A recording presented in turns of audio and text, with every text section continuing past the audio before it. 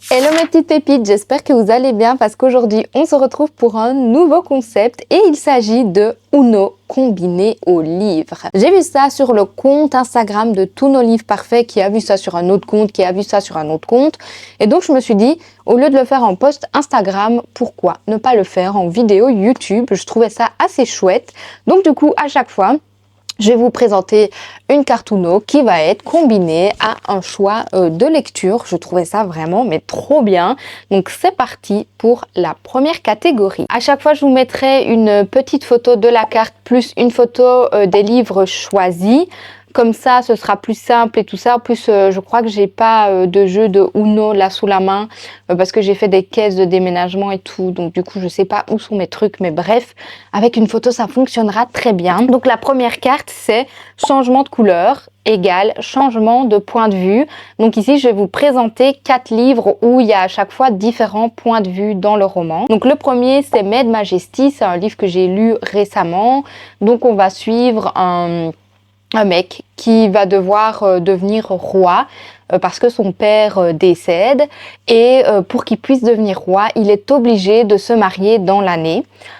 Sinon, il ne peut pas aller sur le trône et si il ne peut pas aller sur le trône, du coup, ce sera son petit frère ou sa petite sœur qui va devoir y aller. Pour protéger son frère et sa sœur, il ne veut absolument pas qu'ils aillent sur le trône, donc son but à lui, c'est forcément de se marier.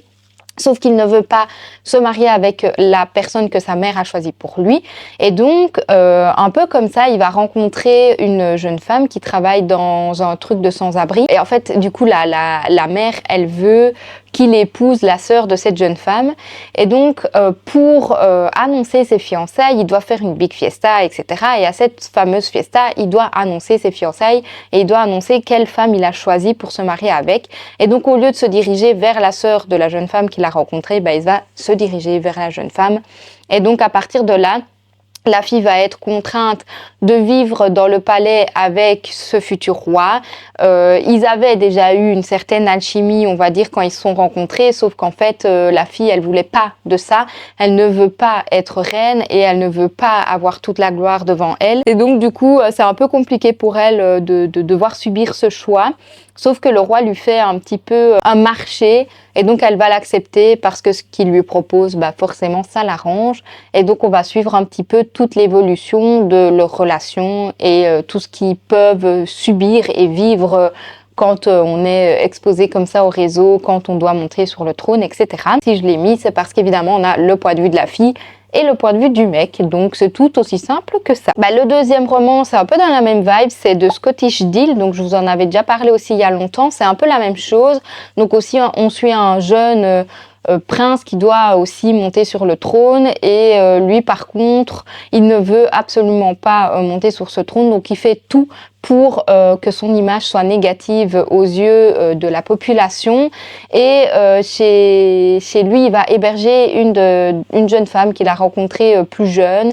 Ils vont devenir meilleurs amis sauf qu'ils vont se détester pour une raison que je vous laisse découvrir si vous voulez le lire, mais donc de nouveau on a également le point de vue de la fille et le point de vue du mec et je trouvais ça trop intéressant de nouveau d'avoir les deux points de vue. Ensuite je vais vous parler de Palisade Park, donc ça c'est des romans que j'ai lus en été qui étaient géniaux, j'ai surkiffé cette saga, c'était vraiment le mélange de Desperate Wife et de Petits secrets entre voisins, enfin vraiment si vous adorez ces deux trucs là, lisez cette saga, c'est vraiment incroyable. Et donc dans chaque tome de Palisade Park, on suit le point de vue du mec et le point de vue de la fille. Dans le premier tome, c'est un mec qui travaille en tant que maître nageur, je crois, et la fille, elle ouvre une boutique de massage, etc. Je pense que c'est ça. Dans le deuxième, c'est un pompier avec une fleuriste. Enfin voilà, vous avez à chaque fois du coup différentes relations amoureuses et tout est un petit peu relié. Et les livres, ce sont vraiment des suites parce qu'il y a une intrigue qui se suit dans les trois. Mais donc dans chaque tome, on a le point de vue de la fille et le point de vue du garçon de nouveau. Et alors le dernier tome que je vais vous présenter, c'est The Perfect Match. Donc c'est de nouveau une romance avec du coup un concept qui est un peu particulier. Quand ils ont un certain âge, je ne sais plus exactement quel âge, on calcule le taux de compatibilité entre deux personnes. Et si il atteint, je crois, 60%, quelque chose comme ça, ils doivent se marier avec cette personne-là. Exceptionnellement, les deux personnages qu'on va suivre, ils ont un taux de compatibilité qui est bien au-delà de 60%. Je crois que c'est 99% ou 98%, enfin bref. Et donc du coup tout le monde est hyper choqué, hyper étonné et donc voilà, c'est un peu un couple expérimental si je peux dire ça comme ça, sauf que aucun des deux ne croit à ce fameux truc scientifique. Eux ils pensent à l'amour pur et dur et donc ils font tout pour prouver que en fait la science a tort et que c'est plutôt l'amour qui prend le dessus. Je trouvais ça incroyable comme histoire. J'ai pas encore lu le tome 2, oui, oups. Mais du coup de nouveau on a les deux points de vue, donc c'était hyper intéressant. Enfin j'ai adoré, comme d'hab, hein, j'ai envie de dire, tous les livres que je vais vous présenter là, ce sont des livres que j'ai adorés. Alors comme deuxième carte c'est +2. Donc ici du coup je vous présente deux duologies. La première c'est Troublemaker de Laura Swan. C'est vraiment une duologie que j'ai surkiffé clairement. On va suivre une lycéenne qui va se faire cambrioler chez elle. Quand elle arrive à la rentrée des classes, elle se rend compte que ce fameux cambrioleur, c'est son prof. Et du coup, elle garde un peu le secret parce qu'elle est très timide, très réservée. Elle n'aime pas qu'on la remarque. Et donc, du coup, voilà, le mec sait qu'elle sait, elle sait qu'il sait. Et donc, du coup, voilà. Sauf que ce mec va se rendre compte petit à petit qu'elle, elle se fait battre à la maison et donc va y avoir une relation un petit peu particulière entre les deux. J'ai trouvé la romance assez... Bon, c'est particulier parce que forcément le mec il est quand même vachement plus âgé que la fille. J'ai trouvé quand même très belle et ce que j'ai beaucoup aimé, c'est toutes les morales de l'histoire. Il y avait quand même beaucoup de tension et d'intrigue dans la duologie. Donc vraiment c'est assez sombre, mais personnellement j'ai adoré clairement. Et ensuite la deuxième duologie que je vais vous présenter, c'est Ces promesses maudites, que j'ai clairement adoré aussi. C'est vraiment une de mes fantaisies préférées je pense, et je trouve qu'on n'en parle pas assez. Donc ici on suit Brie qui est dans le monde des humains et tout, sauf qu'elle a un pouvoir, c'est qu'elle peut se transformer en ombre et donc plus personne ne la voit quand elle est en ombre. Sa sœur va se faire enlever par des failles et donc du coup elle va aller dans le monde des failles pour pouvoir sauver sa sœur. Elle va passer un pacte avec un roi et ce fameux roi lui demande de voler 3 artefacts dans le royaume voisin et donc pour réussir sa mission elle se rend compte en fait que le prince de ce fameux royaume cherche une femme avec qui se marier, donc elle va se rapprocher de ce prince pour pouvoir avoir plus facile voler les artefacts. Enfin bref, du coup c'est trop cool. Il y a un triangle amoureux dedans, il y a beaucoup d'action parce que comme on est sur une duologie, ça va très vite, on n'a pas le temps de s'embêter. L'intrigue est très chouette, tout le côté familial est vraiment hyper chouette à suivre aussi. C'est une fantaisie très complète, même si c'est que 2 tomes. Moi j'ai accroché de fou et donc je vous la conseille vraiment parce que je trouve qu'on n'en parle pas assez. Ensuite c'est donc +4, donc là je vais vous présenter 4 sagas de plus de 4 tomes. Donc la première saga c'est Acotar, donc Un palais d'épines et de roses, etc. Il y a 5 tomes. Cette saga là, le premier tome c'est une réécriture de contes de La Belle et la Bête et puis tout le reste c'est clairement au-delà de la réécriture de contes. Une saga pépite, je pense pas que je dois vous faire un dessin de cette saga parce qu'elle est hyper connue. Moi, je l'ai surkiffé. J'ai aimé tous les tomes, même si le 1, vraiment, c'est pas mon préféré. Donc, si vous êtes un petit peu rebuté après la lecture du tome 1, continuez parce que le reste, c'est une pépite. Vous ne pouvez pas arrêter au tome 1. Clairement, le 2, c'est une dinguerie. Le 4, mais quoi? Le 4, c'était dingue. Enfin, le 4, enfin, en fait, je dis 5 tomes parce qu'il y a un 3.5. Enfin, bref. Vraiment, cette saga, c'était incroyable. Ensuite, il y a La Guerre des Royaumes. Donc, il y a 9 tomes, en fait, à l'heure actuelle en VO. J'en ai lu que 3 pour le moment. Mais c'est une saga où il y a de l'action tout le temps. Et pour les personnes qui ne savent pas par quoi commencer de la fantasy, je trouve que cette saga est très chouette pour les débutants en fantasy parce qu'elle est assez simple à comprendre. Il n'y a pas 3000 personnages, il n'y a pas 3000 complots, 3000 royaumes. Enfin, franchement, c'est assez simple et on se met directement dans l'histoire. Il y a beaucoup d'action. On a vraiment envie de savoir ce qui va se passer et tout. Donc clairement, cette saga, je la trouvais incroyable. J'ai hâte que les prochains tomes sortent en français, même si on n'a toujours pas de date. Donc j'espère que ça va se faire.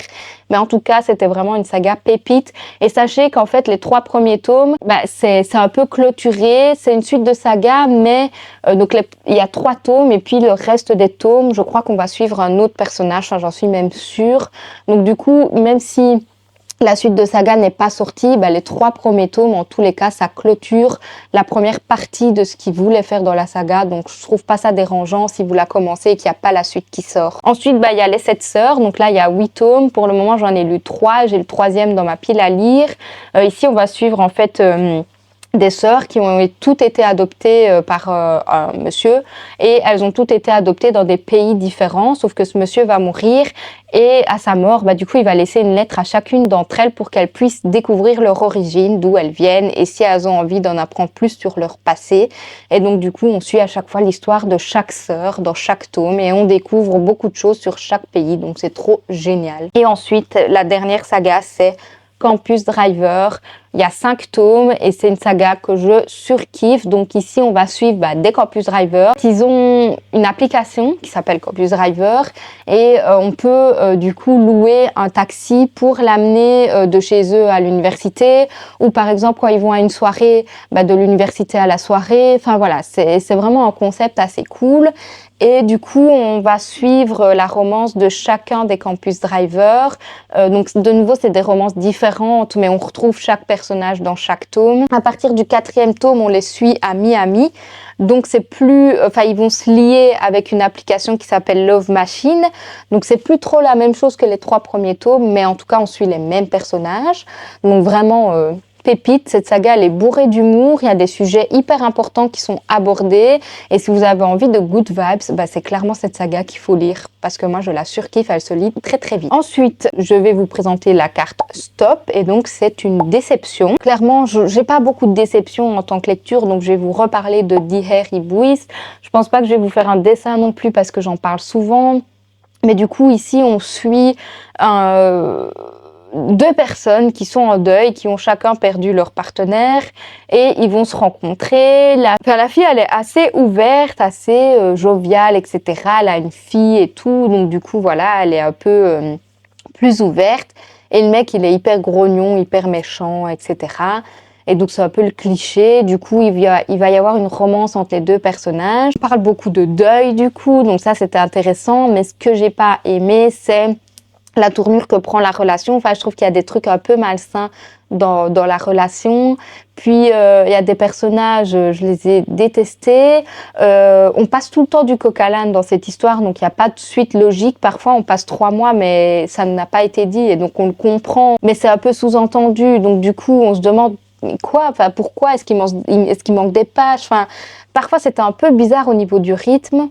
Et vraiment, j'ai pas trop accroché à ce livre, donc c'est ma déception de l'année passée. Mais voilà, j'ai quand même continué la saga parce qu'on le fait en lecture commune. Mais c'était quand même pas ouf, quoi. Une lecture un petit peu décevante. La prochaine carte, c'est changement de sens. Donc c'est, on va lier ça aux plot twists qui sont juste waouh. J'ai choisi de mettre noblesse oblige parce que ce livre juste est un plot twist à lui-même. Enfin, c'est une dinguerie. Ce livre est une pépite. C'est un de mes coups de cœur. D'ailleurs, je crois que c'est mon top 1 de l'année passée. Parce que vraiment, c'était une lecture de dingue. Donc, on va suivre une jeune femme qui va participer à la télé-réalité Noblesse oblige parce que tout ce qu'elle souhaite, c'est découvrir le secret de la famille royale parce que son père a été envoyé à la guerre, je crois. Et donc, elle veut savoir pourquoi lui, qu'est-ce qu'il cache parce qu'elle est sûre qu'il cache des secrets. Et donc, si elle participe à cette télé-réalité, c'est pour pouvoir découvrir tout ça. Cette télé-réalité, elle sert à rencontrer le prince, à se marier avec. Enfin, bref, vous connaissez la chanson. Mais du coup, il y a des plot twists de fou. Enfin, le livre, il fait 300 pages. Mais c'était plot twist sur plot twist sur plot twist. Il y a de l'action tout le temps. Il y a des renversements. Il y a la fin. La fin, je m'en remets pas. Je me disais, non, mais c'est pas possible. Ça peut pas arriver et tout. Là, il y a le tome 2 qui est sorti. Donc, vous tracassez pas. Je vais clairement courir en librairie pour aller l'acheter. Parce que clairement, cette saga est une dinguerie. Pépite, quoi. Il y a également La femme de ménage. Donc là aussi, du coup, on va suivre une femme qui sort de prison et elle cherche désespérément un boulot. Là, elle va être engagée dans une maison pour faire le ménage et pour être un peu la nounou, enfin voilà, être la femme à tout faire. Et là-bas, il y a un gars qui lui dit non, danger, danger, partez, partez. Elle part pas, elle reste parce qu'elle a vraiment besoin de ce boulot. C'est la seule personne qui l'a accepté, donc elle a besoin de ça.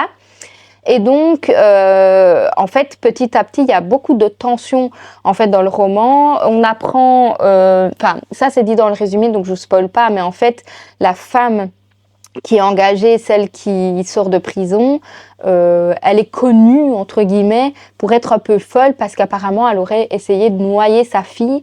Et donc, du coup, la femme de ménage, elle se demande trop ce qui se passe, qu'est-ce qu'elle va lui faire, elle est hyper bizarre avec elle, donc elle se pose beaucoup de questions. Et c'est là qu'arrive le plot twist, il se passe des trucs dans cette maison trop bizarres, vraiment, il se passe des trucs trop chelous, mais le plot twist, vraiment...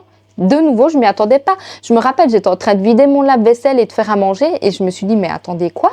Je l'écoutais en audio, c'est pour ça que je dis ça.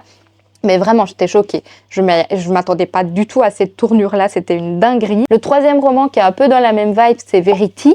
Donc ça, j'en ai déjà parlé maintes et maintes fois aussi. Mais du coup, on va suivre... une jeune femme qui va être engagée pour finir le roman d'une autre femme qui a eu un accident et elle est dans le coma. Et donc, elle ne sait pas continuer son roman. Et en fait, son mari va rencontrer l'autre femme et trouve qu'il y a beaucoup de similitudes dans leur façon d'écrire et tout et tout. Et donc, du coup, il va l'engager pour qu'elle termine le roman. Donc elle, quand elle arrive chez lui, elle essaye de découvrir un peu plus de choses sur la personnalité de la femme qui a eu l'accident. Elle essaye de capter un petit peu ce qu'elle pourrait faire pour la suite du roman. Elle va découvrir beaucoup de choses sur cette femme. Il va se passer des trucs très bizarres aussi par rapport à cette femme qui est censée être dans le coma, alitée et tout et tout. Et donc on est un peu sur un thriller, sur un truc un peu horreur et tout. Enfin, il se passe des trucs de fou. La fin, de nouveau, elle est totalement what the fuck. Enfin, vraiment, c'est des petits livres, mais qui se lisent à une vitesse de malade. Et on a envie d'enchaîner à chaque fois qu'on les lit. Donc vraiment, j'ai kiffé. Et alors, le dernier, avec des plot twists, waouh, c'est La dernière allumette. Donc là, on n'est pas sur la même vibe du tout. On est sur une femme qui est dans un hôpital psychiatrique. Et donc, on va un petit peu suivre ses pensées, on va suivre aussi le passé, on va suivre le présent, et en fait, on va suivre cette jeune femme qui parle beaucoup de son frère, de sa relation avec son frère et tout et tout.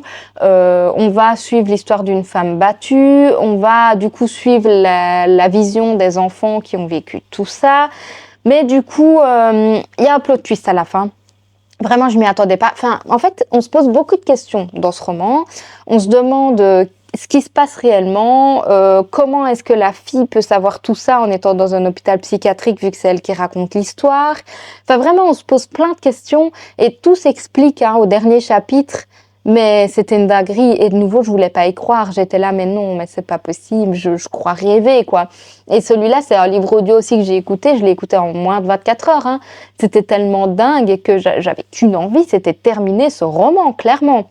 Donc vraiment plot twist de fou, malade. Maintenant je vais vous parler des différentes cartes de couleurs. Donc on commence par la couleur rouge qui est égale à la romance.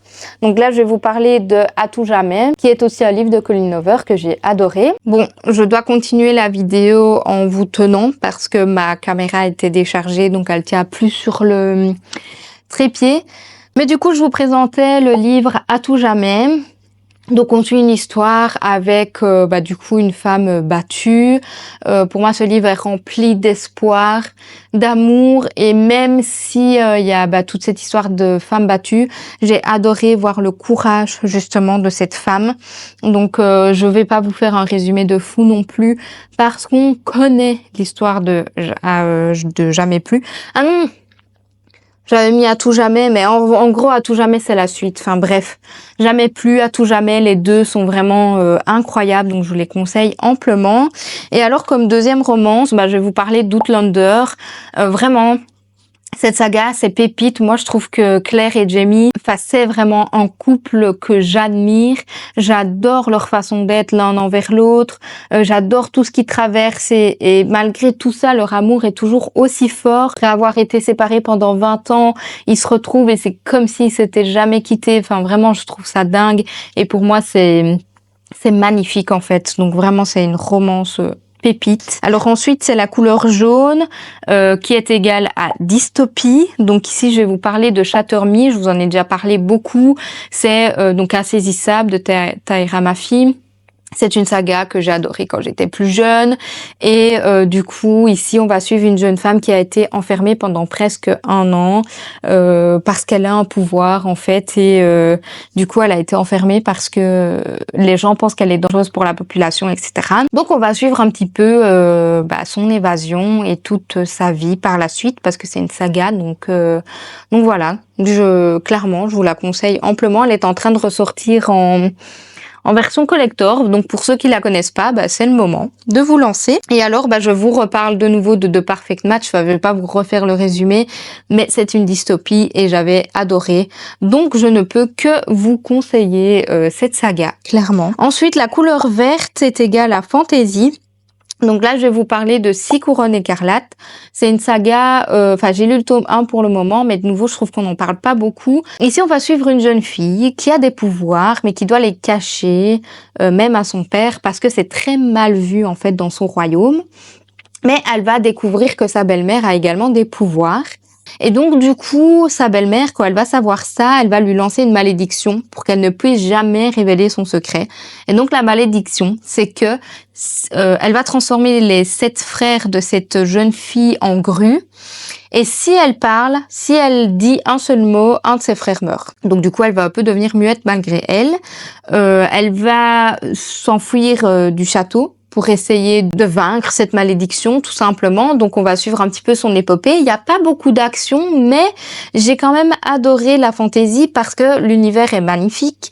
Le lien qu'il y a entre les frères et la sœur est super beau. On a envie aussi de découvrir comment elle va vaincre cette malédiction. Enfin, tout est beau, tout est génial en fait dans ce premier tome. Donc j'ai hâte de lire la suite. Et elle a son amie là, c'est un oiseau de papier qu'elle a du coup rendu vivant. Mais je trouve ça trop chouette parce que du coup on suit vraiment leur relation tout au long de l'histoire. C'est une belle petite saga donc que je vous conseille vraiment amplement. Et comme deuxième fantaisie, j'ai mis La maison au milieu de la mer céruléenne.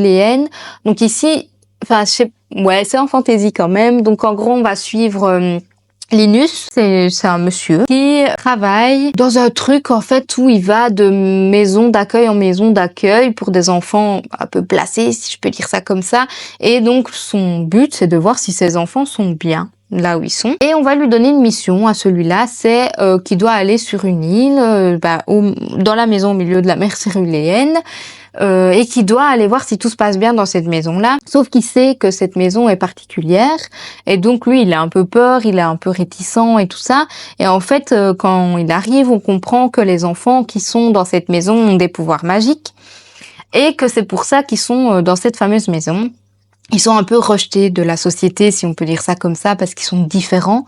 Et donc, ce que j'adore, c'est qu'en fait, on va suivre justement Linus à travers cette différence. Donc, du coup, on va voir que il va passer au-dessus, qu'il va apprendre à connaître les enfants, apprendre à connaître le directeur, qui va apprendre à connaître leur vie, leurs sentiments, et que c'est pas parce qu'ils ont des pouvoirs qui sont différents de nous finalement.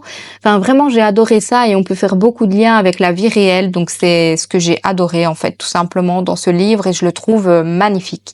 Enfin vraiment il est d'une beauté incroyable. Et alors on termine avec la couleur bleue qui est liée au thriller. Donc là je vais vous parler du tome 1 de la saga Le Cri. Donc le tome 1 ça s'appelle Le Cri. Donc ici on va suivre Sarah qui est une enquêtrice et elle est appelée pour aller en mission. En fait il y a eu un meurtre ou un suicide dans un hôpital psychiatrique. Cet hôpital psychiatrique est fortement lié à elle, donc c'est compliqué pour elle d'y aller. Et quand elle va aller dans cet hôpital et qu'elle rencontre le mort, enfin le cadavre, elle se rend compte qu'il y a un signe, enfin un chiffre qui est gravé sur son crâne, et donc du coup elle se dit que clairement il est pas, enfin qu'il s'est pas suicidé.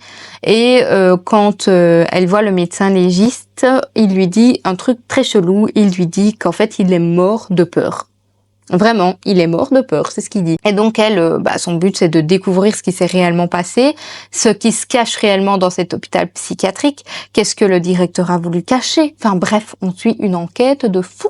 Et donc j'ai trouvé ça génial et on se pose plein de questions, il y a des trucs très chelous qui se passent, enfin vraiment on est sous tension tout le temps.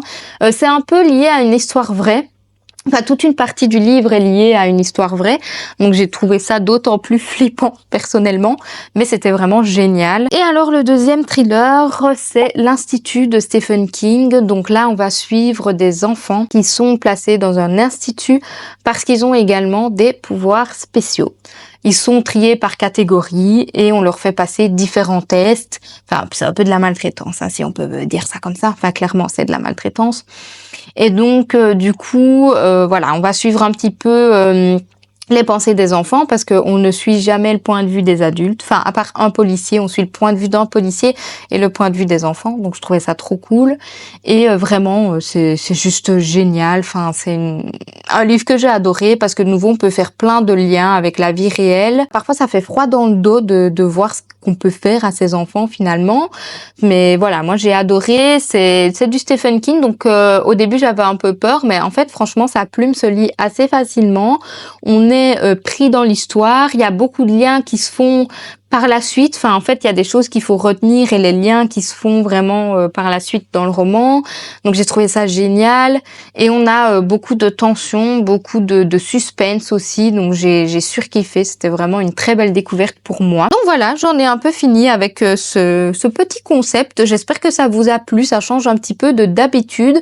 Pour ceux qui sont un petit peu timides, n'hésitez pas à mettre une carte de jeu de société dans les commentaires. Pour les autres, ben voilà, n'hésitez pas à me dire quel livre vous auriez choisi à ma place.